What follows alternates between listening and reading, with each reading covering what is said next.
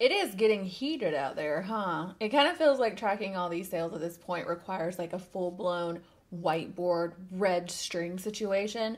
I'm kind of picturing it the way I see like fantasy football players kind of break down their season, stuff like that. But these beauty sales are getting way more frequent, way more competitive, and honestly, we are the ones winning in this game, if you ask me personally. So we are full blown at the point now where Ulta shows up with this little 21 days of beauty sale, all like, "Hey guys, are you a particular fan of the IT Cosmetics Confidence in a Jar? We got you." And Sephora's like, hold my eyelash color. If you can't tell from the title, today we are talking about the Sephora VIB sale and the Ulta 21 Days of Beauty. At the time that this video goes up, I think the Ulta 21 Days of Beauty sale is wrapping up, but the Sephora VIB sale is in like a week. And either way, this kind of clash of titans will happen many times this year. But hopefully, regardless of what's going on, this video kind of gives you some food for thought and helps you walk away with some superior loot during what I think we can safely call beauty sale season. Right now, at the time, again, that I'm recording this video, we have the 21 Days of Beauty sale. We have the Sephora VIB sale right around the corner.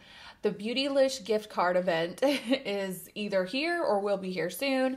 I just found out SoCo Glam is running 20% off of everything on their site. Like, it just seems like there's so many options out there, and maybe down the road I will do individual videos about all of these types of sales that are going on. But just because these are the two big guys, the ones that I feel like we see the most content around and I think the most people participate in, not to mention I'm very interested in kind of the difference between Sephora and Ulta, which we will get into today, kind of who I think their target audience is and why I think Ulta might be kind of killing it a little bit over Sephora. Just kind of want to sit and talk about this. So I hope you guys are interested. Before we get started, make sure you check the down bar for links to all my social media platforms.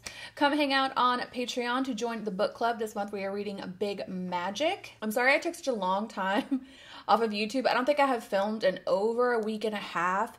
I had a really severe reaction to a product I will tell you guys about very, very soon, but it was bad and I needed to leave my skin alone, no makeup, no nothing for as long as possible. So I'm back. Hope you guys have been doing well.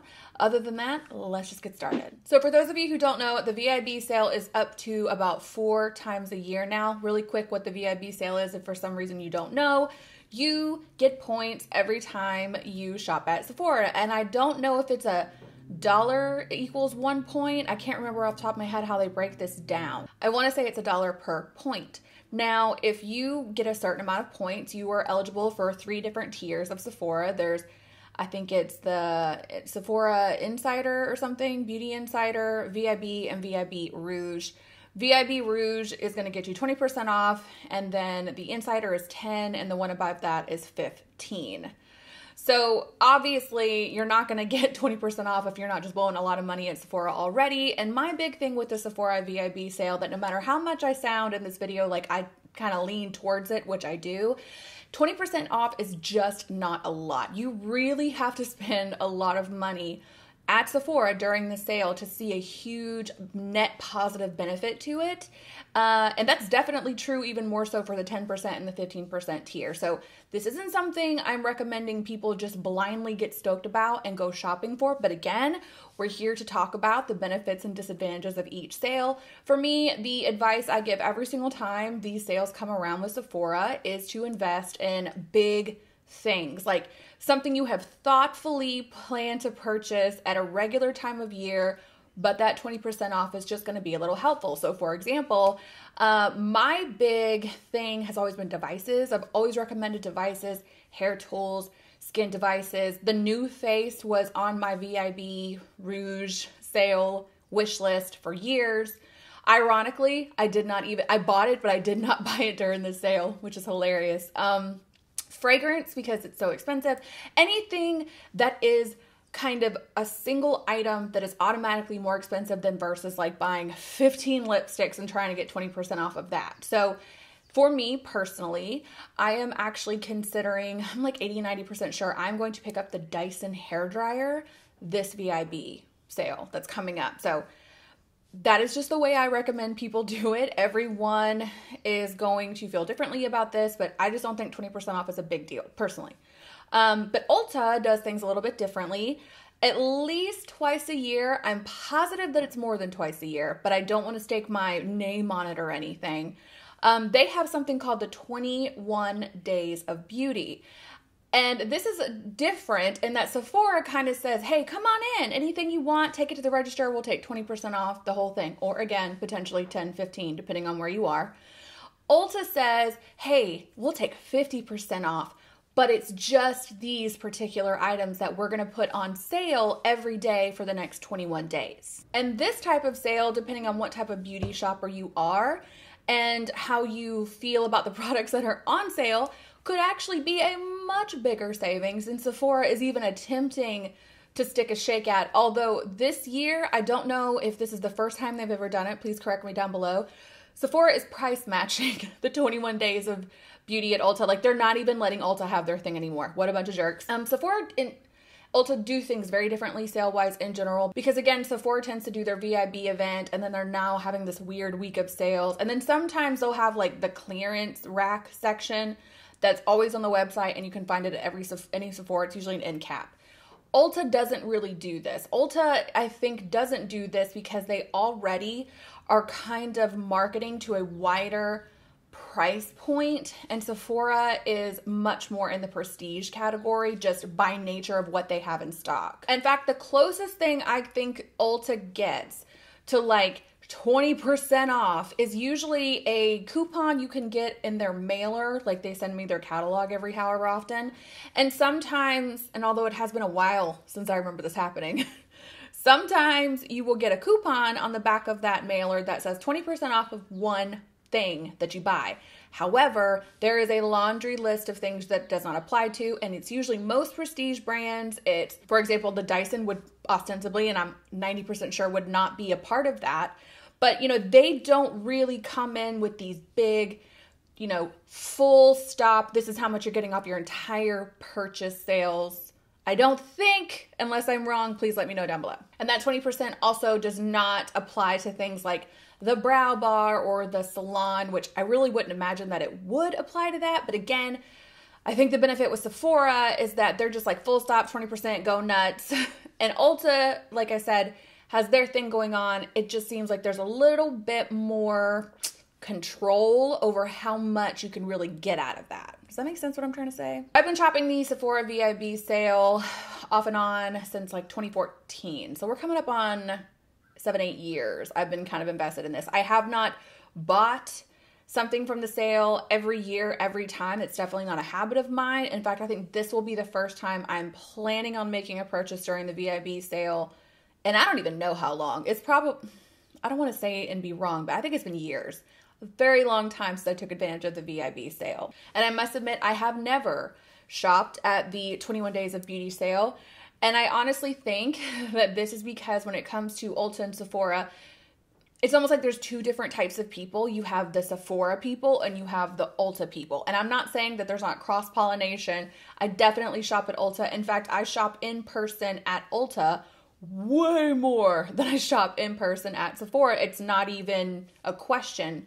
That's mostly because, as we'll get into later, Ulta is just more accessible. But when it comes to online shopping, it's Sephora 100 times out of 100. So again, I shop at both places. I like both places, but I think I'm a Sephora person. You may be an Ulta person. And I think there are some things that kind of go into that decision. And that's what I want to talk about now. So let's talk about the pros and cons of each individual retailer in general. So if you just look at the brands, like just take a step back and objectively look at the branding, where the retailers tend to be, the brands they carry inside of it, their ads, things of that nature, you kind of get two different ideas of what their target audience is. I think Sephora is trying to shift that, which we'll get into momentarily.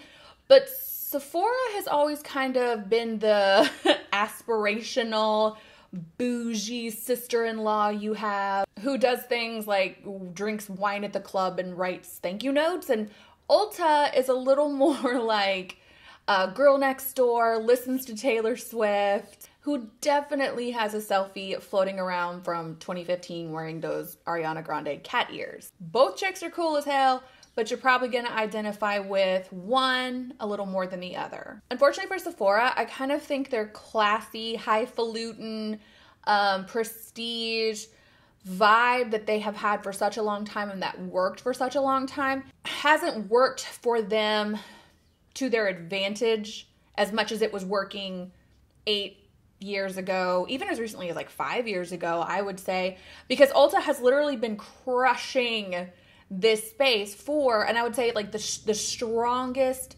kind of tipping point for them, I would say started maybe in 2015, 2016. So they're kind of the newer kid on the block, although Ulta is not a new company. They're just crushing it because they are doing things and always have done things a little bit opposite of Sephora. There's a myriad reasons why I think Ulta is killing it right now, chief of which is just their location. As far as I know, and I could be wrong, Ulta has always kind of relied on this strip mall vibe. So pretty much no matter where you live, if you kind of have one of those little sections of your town where there's like maybe there's a Michael's, there's a Books A Million, you got an Old Navy, there's probably an Ulta over there. It's just kind of the formula that I have seen most frequently. In fact, the only time I've ever seen an Ulta inside of a mall is here in Nashville. There's one at Green Hills. I had never seen that before, and they made sure to set up right next to the Sephora in Green Hills. It's actually hilarious. But that is, I think, where Sephora kind of is going to suffer long term because the mall is dying. Like what the millennials and the Gen X's remember from 2001 mall culture, those days are going away. And again, really the only time you see a Sephora is in these bigger cities, which you have to be fortunate enough to live near. And also, we do have the ones inside of like JCPenney, but I don't care. It's not working for me personally. Like why I like Sephora objectively more than Ulta for the most part is the brands they have. And those kind of like Sephora light situations inside of JCPenney, really, that's why, again, I go into Ulta so much more than I do Sephora, which I think hurts Sephora. And because, a lot of people, when they just need to go grab something from the mall, and I can only speak for myself, but I'm willing to bet this is true in a lot of cases. If I want to go makeup shopping, like I just feel like getting lost in a makeup store for a while, that's really what I want to do. I'm not really interested in schlepping past the Cinnabon to go into Sephora. If Ulta's just right there, I'm out of my car, I'm in the store, and I'm back in my car that quick. There's more of a consistent visual reminder of Ulta's existence by nature of the fact that it is a freestanding store. So like I said, Sephora has really kind of been leaning on that bad and bougie vibe for the duration of its existence. And that's definitely not on accident. And it worked for such a long time because everybody liked that stuff. But Ulta has really cornered a younger, newer, kind of quickly evolving market here in the beauty space, which worked out really well for them because once 2014, 2015, 2016, that's when we really started to see this shift from beauty, like true beauty nerds who was probably seen market research that suggests this. There was just a certain type of customer Sephora and Ulta had prior to the social media boom that was very much the core of their customer base. And now, since social media, Instagram, all that stuff have really brought beauty to everyone. I'm not saying everyone didn't know. I'm just saying it's different. Like it's this whole culture now that we have around beauty. Ulta has been able to really capitalize off of that in a way Sephora, I think they're trying to. Like a good example of this is in 2017, they brought ColourPop in. And I think I did an anti-haul video back then when I said that I just didn't think that was a good idea. And lo and behold, they don't carry them anymore. Now, I don't know if that's because ColourPop was like, we're going to go to Ulta. This is a way better fit for us. Or if it's just nobody bought it and it wasn't working. But either one would make sense to me just because Sephora has those brands. You think Natasha Denona, you think Pat McGrath, Dior, Givenchy. They carry the most expensive things on the beauty market outside of like Clé de Peau and like Sicily. But to put something like ColourPop, which is like a bargain, not a bad line, I guess, but basically kind of a bargain budget beauty line in there, it just did not make any sense. And I think that's where Sephora is losing out big time because Ulta has just always done such a good job just by the way that they've set their business model up of being able to cater to beauty at every price point. I mean, even before the social media boom and the beauty industry kind of coalesced together in 2015, it's always been, you know, they have L'Oreal, Maybelline, they've always had drugstore brands, and then you could just walk across the aisle and then you had Urban Decay, NARS, things of that nature. And I think that is just the smartest way you could have done this, because it's almost like if you can just get people in the front door of the store buying their L'Oreal telescopic mascara, eventually they're gonna kind of schlep over to the other side of the store and see what's happening over there. If you don't have Sephora money, you're not going in Sephora, basically. But again, with Ulta, you don't have that issue. Anyone in any budget can shop at Ulta. And on top of that, because of the way they have their store set up, I go into Ulta lately a lot more frequently than I'd like to admit. I was just in there like 4 days ago. Almost every time I go in there, they have some new product line, and it doesn't even take over their permanent sections. They just have a really good job of putting those displays out. So the first time I saw this was in 2018. They still have it to this day. This whole like section that's not quite in the store. It's actually the first thing you see when you walk into my Ulta, of Kylie Cosmetics. And unless you had been ordering off of Kylie.com for the past 3 years prior to that, you know, inception of it inside of Ulta, you would have never seen these products in real life. And I think that these indie or kind of influencer brands are smart enough to know that, you know, let me just get it in front of them. Let me just let them touch it. And they'll just, it's a lot more likely they're going to throw it in the bag than actually having to make an individual online order. It's a big reason why when we talk about these sale videos, we tend to talk about them in terms of these retailers. Again, like I said at the top of the video, Beautylish, Soko Glam, Sephora, Ulta, as opposed to like Too Faced is having its friends and family sale. We'll get into that in a minute. So they were just going to make it a point to get it in front of you. And I know Sephora has like the Scouted at Sephora and their little end caps, but I don't think they're nearly as effective at all. And I think that's because those brands just kind of clash with what their Sephora's actual own brand identity is or was. I think they're kind of having an identity crisis. This is what I'm getting at. So for the rest of this video, I'm going to refer to a particular type of customer as the average woman. It does not mean I think you guys are basic or anything like that, but I don't know what else to call this type of customer.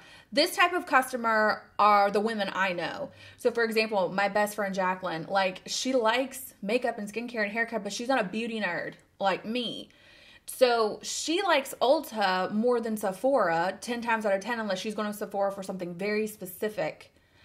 Because she's going to go into Ulta and buy Maybelline Falsies mascara and Batiste dry shampoo, like things she could get at the drugstore, but she just gets a different experience shopping for those exact same products at Ulta than she will ever get at the drugstore. And then because you have more average women walking into Ulta to pick up their necessities, you're getting influencer brands and kind of up and coming brands in front of people that otherwise would never even know they exist. So Ulta just has that area cornered.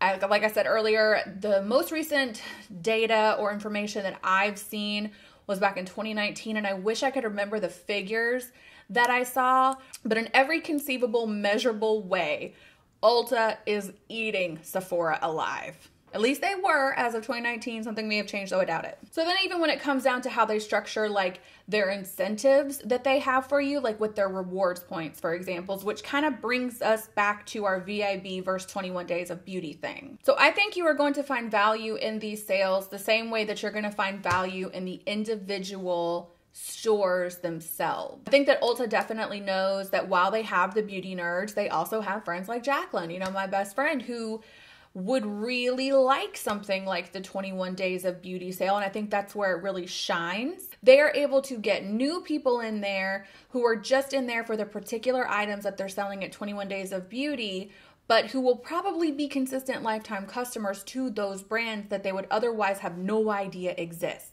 And at the end of the day, the point of any sale is just to get you in there. Once you're in there, you gonna walk out with more than just one thing. I defy you to point me in the direction of people who have that kind of willpower. I mean, they probably exist. I am not one of them. And that is why I do not personally, I don't think I am the target audience for the 21 days of beauty sale. because while they do have products from time to time that I love, like I think it was the 21 Days of Beauty sale that happened earlier this year, at the end of last year, the last one that happened, they had the L'Occitane almond oil, supple skin almond oil on sale for half off. And that is a $50 bottle of body oil. And I love body oil. And that's my favorite one. But even that could not get me in that store just to pick up the one thing, because personally, I don't like a sale that requires me to make multiple purchases. So if I look at the 21 Days of Beauty calendar and there's 5 different products that I like and they're on 5 different days, I am not going to Ulta 5 times in the next 3 weeks. I'm not making 5 different orders in the next 3 weeks. And that is the genius of them, because again, you're really attracting a very particular type of customer with the 21 Days of Beauty. You're attracting the bargain lovers, you're attracting new customers, and you're attracting people who will go to Ulta 5 times in the next 3 weeks and buy more than just that 1 or 2 things you have on sale. It's actually a really smart way to do this, but it just doesn't suit me as a beauty lover, because I just said why. None of that appeals to me. For me, like I said in the beginning of the video, the Sephora 20% off of your entire purchase is kind of a ripoff, especially because you have to have spent so much money in the span of a year to have access to that 20% off. And then 20% off of your total, let's say your total is like $400. I guess that's where you start to see measurable savings, but you have to spend $400 to see it. So it's not the most fiscally responsible way to justify shopping a sale, but it works for me because, again, I tend to gravitate more towards like the big ticket. Give me the Dyson, give me some fragrance, things I already want. I'll hold out for that sale for that 20% off, because I can combine some of my points right now. Which, side note, speaking of the points and how Sephora be ripping people off, as recently as 2018, Sephora was doing something where you could cash in your Sephora points. I want to say it was $1,500, $2,500, something like that. It was some huge amount of points. You could exchange that for a $100 gift card. And I did it twice, if that gives you an idea where I was in terms of my Sephora shopping habit. But also Sephora's rewards, like when you cash your points in, are garbage anyway. So it's really easy to save it up, or the good ones are out of stock. So the incentives for Sephora are kind of garbage is what I'm getting at. Ulta, at the very least, does do cash, and they don't have a cap on it. Like Sephora currently wants to give me $10 for 500 of my Sephora points, which I will cash in when I want to buy this Dyson. So, $20 plus 20% off is going to take about $100 off that thing for me, so I'm not mad about it. Ulta, every time I go in there, I add points and I can cash them in at any time. Like the other day, I got $30 off my purchase, and it's not this weird, like, we have decided what these points are worth, and this is all they are worth. But what I was getting at, Sephora has the worst rewards point. I think a sale is kind of garbage, but it still works for me. Ulta is superior in every other way as far as that's concerned, but that sale, the 21 Days of Beauty sale, doesn't work for me. So who has the better sale? At the risk of making you sit through a 20-minute video for absolutely no reason, it's just going to come down to you and what you prefer. But ultimately, I think what I'm trying to illustrate in this video is kind of how to utilize each store for the strengths that they offer, and also to remind you guys how frequent these sales are happening, and that at the end of the day, the point of the sale, and really the point of anything a company does, is to make itself money. I think we're past the point, well past the point from what I can tell. I don't know. I don't watch beauty content, so I'm not sure. But I think we have passed the point of kind of holding brands and retailers and influencer-owned companies on pedestals and treating them like people with feelings that we need to protect, and really just kind of be grateful to for these events, and then therefore we can justify blowing our money on them. I think we're past that point. I think the average consumer, way savvier, shopping a lot smarter. Ulta, I think, is kind of keeping up with that and able to capitalize better off of it than Sephora. It really makes me wonder what Sephora's plan is sometimes, because I don't know, man. They have so many great brands in there, but we're in a time, particularly in 2020 and 2021, where people just don't have that kind of money anymore for the most part. So I really don't know how they're keeping it going over there. I think that's why we're seeing so many minis at Sephora. It's like a whole new part of most of their lines over there are consistently releasing mini versions of their products so that they can have more affordable options in there. And I know they've always done that to an extent, but as someone who used to shop at Sephora when I was really broke, I can tell you that is not something they were doing back then. You really could not go into Sephora with less than $100 and come out with a whole lot of anything, and now you kind of can. So I think Sephora is trying to figure it out, but ultimately, I think that we are in a very exciting time if you are a beauty nerd and a beauty junkie in terms of these companies want our money and they are really doing about anything they can think of to get it. You know, we've come such a long way from the days when Sephora and MAC were the big daddies in town, the only name in town. There is so much out there. We have reached a full-blown saturation point. And I think 2 years ago when I was in my anti-haul phase, I would have considered that a negative thing. But I've kind of pivoted towards just finding that excitement in beauty again, especially when I start to approach it from a different place than just makeup. You guys know I haven't done a lot of makeup tutorials. I haven't been experimenting with makeup because not that I'm over makeup, but yeah, like there's just a bigger conversation about beauty out there that I'm interested in. And it's exciting to see all of the new kind of interest in those things. Like I think we're going to see a lot more in hair and body care. I went to Ulta the other day and Boscia has released a body serum, which you know I picked up, a body wash. Like we're just going to see this evolve past makeup into such a bigger conversation. And I think that it's exciting and I'm really into it. And I want to thank Sephora and Ulta for always being there for me, even when I've tried to talk people out of shopping at your stores, because I love you and I'll never leave you, I promise. All right, guys, if you want me to compare other sales, talk about retailers in general, because I haven't done these types of videos much lately, and I am kind of a nerd in that I enjoy talking about business, marketing. I like talking about the beauty industry. It's very fascinating to me, and I know so much about it. It's embarrassing, but as always, thank you to the patrons. We will be doing some more. We have a live stream tomorrow. We have the book club the week after that. The glow up challenge I have spoken to you guys about recently is in the works. I'm working on it. It's just not going to be launched or go live for about another 3 weeks or so. And I think the bulk of it, like the real interactive kind of vlog version of that, will happen on Patreon. I will explain why at a later date, but I have been sitting with this and I just think that might be the best place to put it.